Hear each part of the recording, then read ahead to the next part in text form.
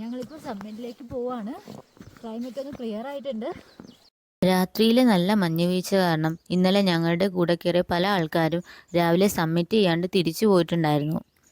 ഇപ്പോൾ ഈ പോകുന്ന വഴി നിറയെ മഞ്ഞ് മൂടി കിടക്കുവാണ്. ഈ 2 ദിവസം കൊണ്ട് സ്നോയെക്കുറിച്ച് കുറച്ചൊക്കെ കാര്യങ്ങൾ പഠിക്കാൻ പറ്റി. മഞ്ഞ് വീഴുന്ന ടൈമിൽ കാര്യമായിട്ട് തണുപ്പൊന്നും തോന്നിയില്ലെങ്കിലും സ്നോഫോൾ കഴിയുമ്പോൾ ഉള്ള കാറ്റിൽ നല്ല കിടിലൻ തണുപ്പാണ്. പിന്നെ ഈ ഫ്രഷ് സ്നോയിലൂടെ നടക്കാൻ കമ്പാരിറ്റീവ്ലി എളുപ്പമാണ്. പക്ഷേ എപ്പോഴും നമ്മുടെ മുന്നിലുള്ള ആളുടെ സ്റ്റെപ്പ് ഫോളോ ചെയ്ത് തന്നെ പോകാൻ നോക്കുക. ഇനി പുതിയൊരു വഴി നടക്കാൻ ട്രൈ ചെയ്യുവാണെങ്കിൽ കയ്യിലെ ട്രക്കിംഗ് പോൾ ആദ്യം വെച്ച് കുഴിയൊന്നും ഇല്ലാന്ന് ഉറപ്പാക്കി ചെറിയ സ്റ്റെപ്പുകൾ വെച്ച് പോകുന്നതായിരിക്കും സേഫ്. ഈ സൺഗ്ലാസും മസ്റ്റായിട്ട് കയ്യിൽ വേണ്ട ഒരു ഐറ്റമാണ്.